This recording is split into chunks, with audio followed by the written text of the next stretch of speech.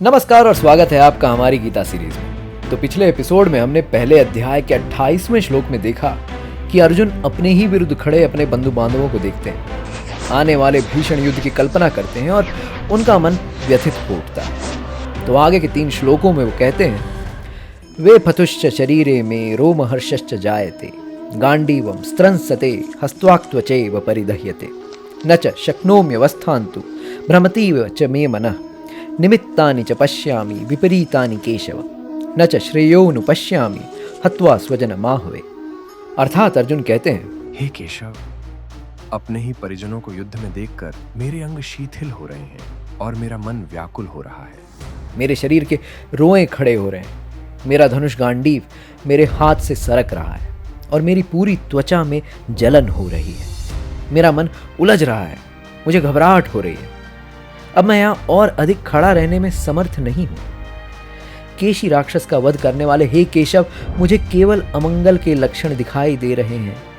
युद्ध में अपने वंश के बंधु बांधवों का वध करने में मुझे कोई अच्छाई नहीं दिख रही है। उन्हें मारकर मैं कैसे सुख पा सकता हूं। अर्जुन अपनों का वध करने की कोई इच्छा नहीं रखते, उन्हें ऐसी विजय चाहिए भी नहीं।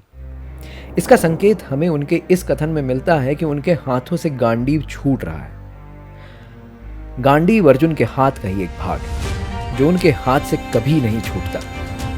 यह सिर्फ वो धनुष नहीं जिसकी टंकार सुनकर शत्रु भय से कांपता है, बल्कि उनके शरीर का ही एक अंग है। और अभी रणभूमि में उनके हाथ से गांडीव छूट रहा है। वह श्री कृष्ण से अपने मन की इस व्यथा को कहते हैं और उन्हें केशव कहकर संबोधित करते हैं। अब इस लीलाधर की अर्थात हमारे श्री कृष्ण की लीलाएं ही इतनी हैं कि हर बार आपको एक नया नाम सुनने मिलेगा।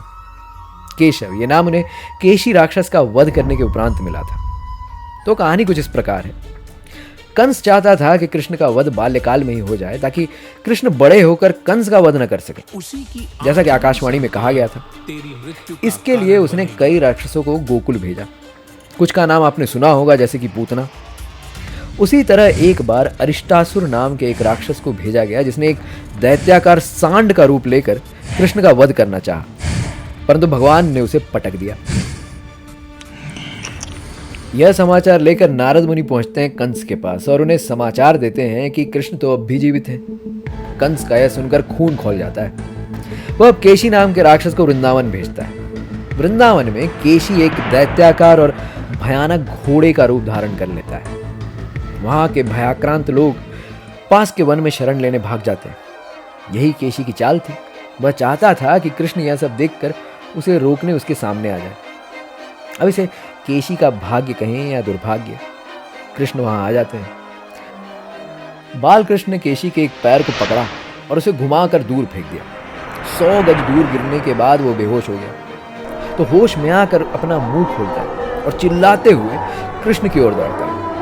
श्री कृष्ण ने अपने बाएं हाथ को केशी के मुंह में घुसा दिया और उसका जबड़ा फाड़ दिया। और इस तरह उन्हें वह नाम मिला जिस नाम से अर्जुन उन्हें युद्ध भूमि में अभी संबोधित कर रहे हैं, यानी केशव। तो अगले एपिसोड में हम देखेंगे कि अर्जुन ने भगवान श्री कृष्ण से आगे के श्लोकों में क्या कहा।